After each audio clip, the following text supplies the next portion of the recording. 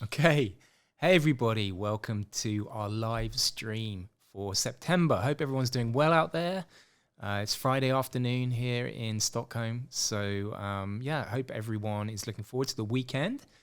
Before we get there, let's have a talk about hybrid work and the main part of this discussion today about how this phenomenon of hybrid work is driving the workplace technology market. So I'm just going to wait and so make sure we get as many people in before I start the presentation. So we'll do a little bit of housekeeping first. We'd be really interested to hear people's thoughts on hybrid work, any questions you have for me and on some of the research that I'm going to show. So you should be able to put those in the comments section on the LinkedIn page. And I'll be able to read those in a few minutes. So we're probably going to take about 15 minutes to do the presentation, maybe 20, and then after that we can do a bit of Q&A. What else can I say? Yeah, of course, we're recording this as well, so it will be up on LinkedIn, and we're going to put it on our YouTube channel as well. So if you want to share it with your colleagues, that would be awesome. Please do. So let's get started. What I'm going to present today is sort of a combination of some of the work that I've noticed from other research companies, but also, of course, from our own research. And these are the two most recent reports we've done looking at workplace technology. So the first one, occupancy analytics and in-building services. We did a complete market survey of the vendors in that space. And then also the global market for workplace experience apps. Again, a fully updated market review of the size and structure of the market for that type of technology. So yeah, you can find more information on our website about that, memory.com. So anyone who's interested in sort of understanding about occupancy, I definitely recommend that you keep an eye on the Freespace index. And this is, they're putting together anonymized data from over 100,000 occupancy sensors in different offices around the world. And they produce a monthly report on how that's looking. So actually in August this year, 29% of global average occupancy across their sensors. So, okay, that might be skewed slightly, in terms of like the month, August, a lot of people are away, but still, it's actually 79% of offices that are returning to work. That's what they've calculated. And that figure is 9% more compared to August last year, which I suppose would make sense, right, as we were coming out of the pandemic a year ago. I think, what I take away from this is, occupancy is still a challenge, of course. We can see that that hybrid work and remote working is definitely having an impact on occupancy in office space. So as I've written here, I think there are definitely, as we all know, challenges in the commercial real estate market. But of course, on the flip side of that, there are opportunities. From a technology perspective, right? And I've heard this phrase quite a lot where they talk about flight to quality. So okay, we're gonna use less office space, but that office space, which is of a very high end, will still be rented out, will still be at a premium that people want to use. I think that's one of the key messages that I think people should understand about the office sector going forward. Another challenge for commercial real estate, I think, is this impact of regulations and building legislation. Another interesting report that I think, and we've written about this on our website, the Siemens Financial Services did some modelling, and they think that it's 93 billion pounds worth of commercial property in the UK is at risk of becoming stranded assets. So what do they mean by that? Well, it's to do with the latest update to what they called minimum energy performance standards in commercial real estate, and that it's going to have an energy performance certificate rating of at least E to be rented out.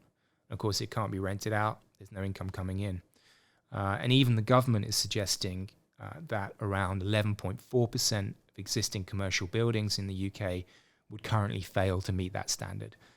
And that's, I guess, where they're getting that 93 billion figure from. So there's definitely some, an issue, I think, to deal with there. And again, with these challenges coming with hybrid work, I think it's going to be hard to manage those things as well at the same time. Now, that figure, they do say, of course, does depend on building type and region. Okay. So, looking at our work in workplace technology, we've seen growth being driven by businesses exploring reconfigured solutions for hybrid workspace. Of course, everyone's trying to manage this, how people are coming into the office, when they should be coming in, and around sort of the impact on teams and things like that.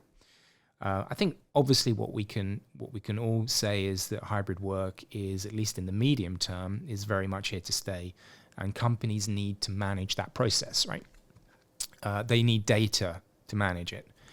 You can't manage what you don't measure. So occupancy data is increasingly important. And we're definitely seeing that drive market for occupancy analytics and workplace experience. So you can see my second point there, from the work that we did earlier this year, if we combine the markets for occupancy and workplace experience, we think they're going to reach a combined value of over 8.7 billion by 2028. So growing at around 13 to 14% over the next few years. What we're also seeing is that workplace experience platforms are increasingly being added to and expanded to address the needs of not just tenants but also employees. This is really important. I think what people want more and more is a unified platform. They want to, employers and people who rent buildings out want to make the workplace more sticky for both tenants and employees. And technology is really an enabler for that. So I think it's good news, for workplace experience technology. There's a lot of opportunities to expand and be useful, right? We often talk about this convergence of people, place, and technology, that being workplace experience. Now, what do you think, I guess, is the biggest component of this triumvirate? In my opinion, it's people, right? That's what we're trying to do here. We're trying to really ultimately do things like talent retention, improve employee experience, improve productivity, engage people better. And it's technology that is the enabler to that. So, I've recently read a book where they talk about culture trumping everything. Now, environment changes our biology and our behavior. So think about when, let's say, someone who's normally loud or whatever might walk into a library, they lower their voice. It's not their biology or their personality that's changing, it's they're responding to more appropriately to that kind of cultural expectation that's placed on them. And I think you can draw out that analogy into the workplace. Again, like a non-related anecdote, but I always think of something like CrossFit, right? Having a really strong culture. Why is that? It's not, it's almost like the anti-gym, isn't it? Like, they've created these spaces that are deliberately like not refined. It's really about it's so much about culture. It's about having this shared experience with like-minded people who, have sort of don't want to be associated with that more refined image of the gym. They want to, actually be more about, lifting weights, and like they don't want to care about the environment in the sense that, it's not important. It's about the workout. And I think those are important things to think about when, you're creating your workplace as a company. It's very much an extension of your culture and the culture that you want to imbibe people with, right? So to that end, every company is different. Every company has use cases that may want to achieve, and you can see here, like we did this a few years ago, but it's a mapping of some of the different use cases that we can use workplace experience for, and we split them into 4 areas. And we can share this. These slides will be up online for everyone to look at. Around personalizing workspace, communicating, finding things, all things that can benefit the employee. Because at the end of the day, and I think this is really important, is that technology is a means to an end, not the end in itself, right? It's a tool for us to use to create the environment that we want, the culture that we want within our workplaces.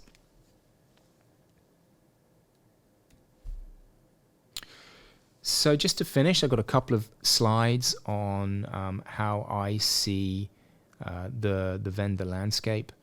It definitely remains a bit confusing for buyers.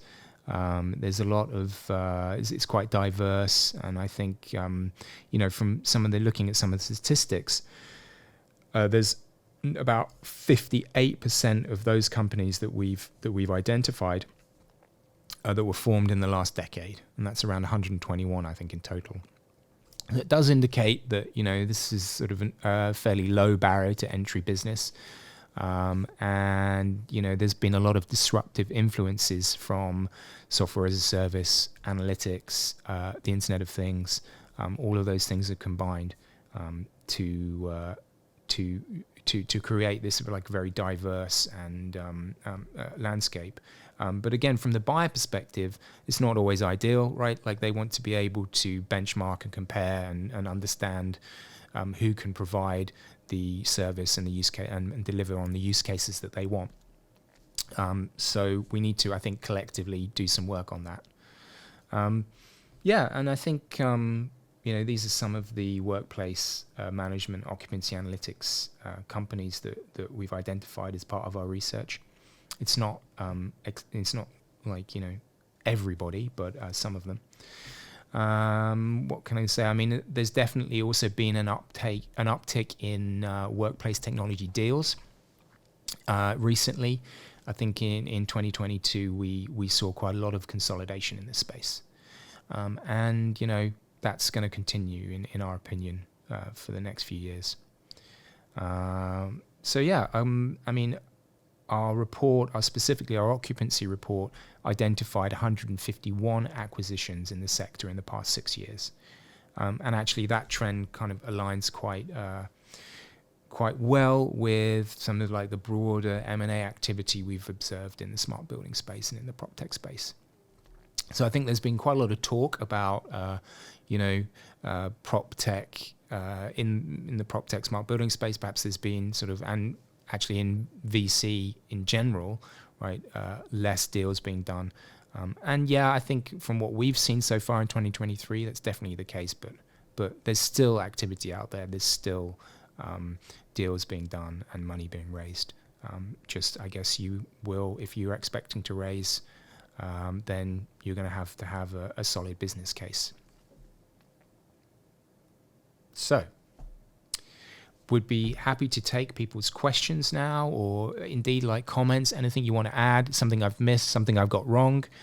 Please make the comment. We can cover that stuff now. And then just also to say, if you like what you hear and you want more information about what we do, and look at more of our research, you can subscribe. So if you go to memory.com subscription, you can sign up, and we publishing research content and research notes all the time. So there's plenty of content for you to consume. We also have a weekly newsletter as well. So you can sign up on our homepage to receive that every Wednesday morning. Right, so let me just see if I can get these questions up. Hang on a minute. Let's have a look. Try and refresh the page.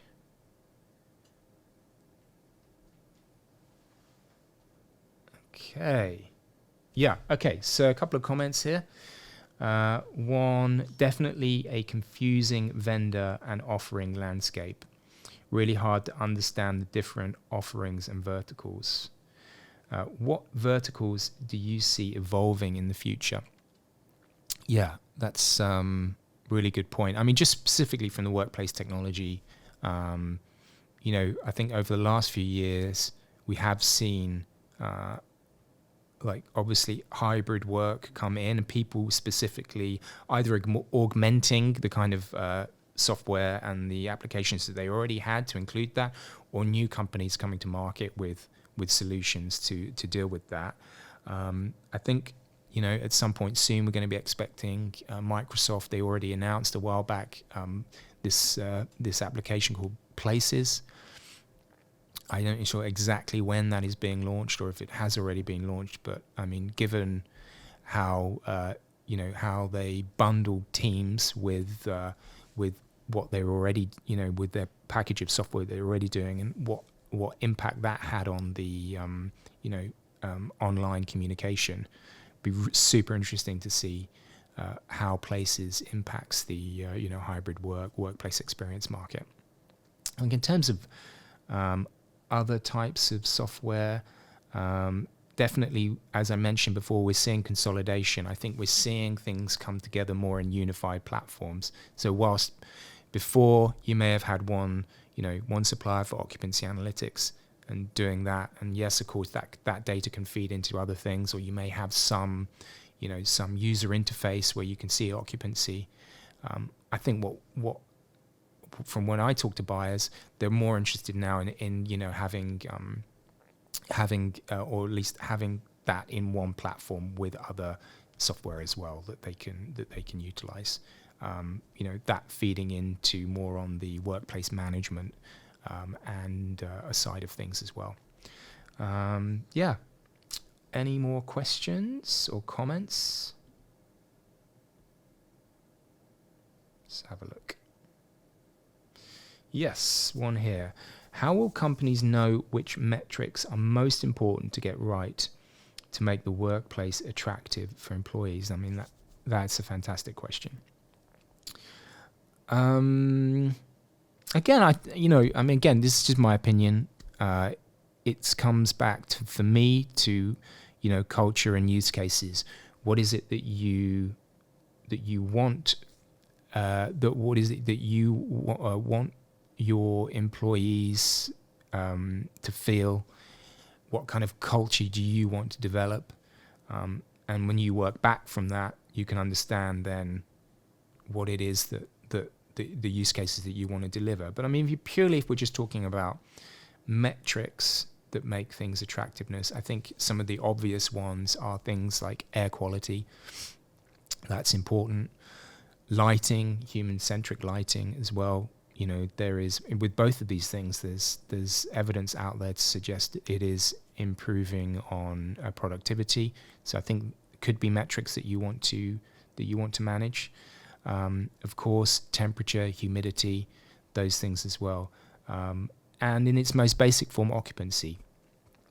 Okay, so that's mainly not from the attractiveness point of view for employees, but as a metric to understand how you're using your space. I mean, it's super important. Anything else to add to that? Attractiveness for employees? I think often it comes down to, as well, asking them the question, right? Like how, and I think there's a lot of people that do this in workplace design. You want to talk and get feedback from employees. There are ways of doing that. You can just simply ask questionnaires. You can, have these buttons now where they can rate how they feel about the cleanliness or the services that you're offering, like the food or even down to the coffee, right? Like all of those things that actually do make little bits of difference to people's days, they can also add up to the sort of the attractiveness. And again, I think, around collaboration and the people that you work with, of course, that's them like a massive thing for people as well. They want to be recognized for doing the work, and they want to feel like they're part of something. I think that's massively important for people as well. So and again, that's a challenge for hybrid work, how you manage employees' expectations around teamwork and being with their employees. When should that be? And if they're working from home, making sure that when they do come to the office, that experience that they have is really a good one, right? And one that is going to make them close to their team and make that team more productive. Let's see, is there anything else? Yes. From a landlord perspective, it is difficult to pick the right horse. Tenant experience companies have started to partner with landlords. Examples, VTS and CBRE. How do you see this playing out? Yeah, I mean, that's I can certainly from the landlord perspective, I can see that it is difficult to pick the right horse. I mean, often when I've talked to people, they want to, at least if you're picking a vendor, like maybe you can start with projects that that are smaller proof of concepts. You can maybe do like one floor or part of the building before and then take those steps towards rolling it out across your portfolio or across the whole building. How do you see it playing out with partnering with landlords? Yeah, I think in some of these examples, of course, what we've seen is companies like JLL, CBRE, they've been investing in technology companies. So, it kind of makes sense to incubate. If you're investing in the companies, you want them to do well, so you're going to try and incubate, help them to develop their product by using it in your buildings. So yeah, I mean, it's definitely, I think we're going to see more of it, and there's quite a few examples out there already of these kind of partnerships. I mean, this kind of trend, of companies like JLL, CBRE, making investments, making bets in the technology market. I think that's going to continue. I think a lot of property companies are seeing the opportunity of providing more digital services. Makes a lot of sense in terms of increasing profitability. A lot of companies in this space, they talk about digitization. And ultimately, they need to do that if they want to improve their margins, and technology is definitely a way of doing that. So I think we'll see more of it.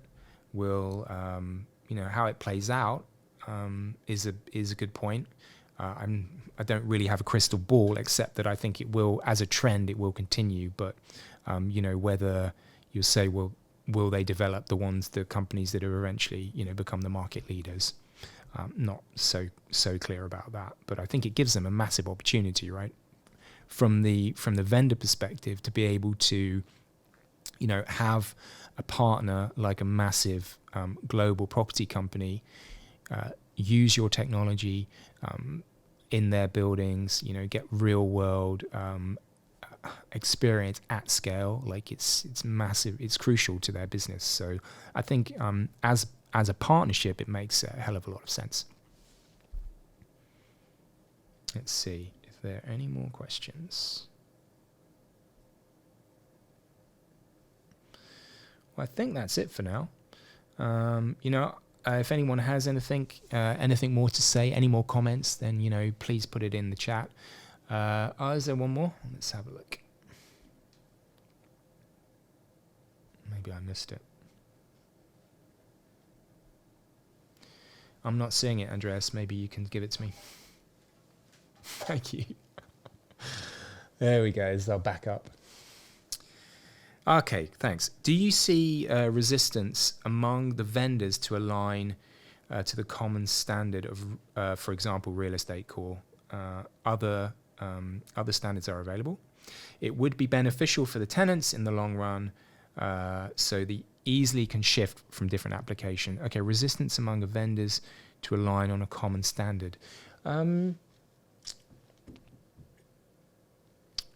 It's an interesting question. I mean, we've covered what real estate core and brick have been doing for a while. I'm a big believer in these kind of data models and data standards. I wouldn't have said that I see resistance. I just think and it depends on what level we're at. Like, I think if we talk more about the, not so much the topic of this talk around, workplace experience, if we talk more about building management systems or everything, I think there actually has been movement there, in some of the bigger vendors taking that on and being willing to, to support these kind of standards. When we get down to more sort of the application layer, like what we're talking about here, tenant experience or occupancy analytics, it's kind of like less important. However, I would like to see more companies get involved in that. I mean, shout out, for example, to someone like Mapped, who I know are a supporter of the brick schema, and I think it would be great to see more startups get behind these kind of different standards. Yep. Let's just see what else, if we have anything else. Okay, I think that's it for now. I mean, just to finish off, I hope that's been sort of an interesting 25 minutes on the workplace technology and where we are at the moment, especially with, everything's in flux with the hybrid work and these different, working styles everyone's experimenting with. So I think in summary, we've definitely have seen in our work the massive impact this is having on technology. And as I said, I see it, it's a big opportunity for technology companies to, to provide their solutions. But, from the property perspective, there are challenges. But I think that, technology can help them with that. I think we'll be updating some of this work next year. So it'll be really interesting to see if these trends are continuing, and if what I've said about this kind of more consolidation in the market actually does come to pass. We will see. So just to finish off from me, thanks everybody for listening. We'll put this recording up on YouTube as well. So if you want to share it with your colleagues, that would be awesome as well. Thanks a lot. Hope to see you on the next one.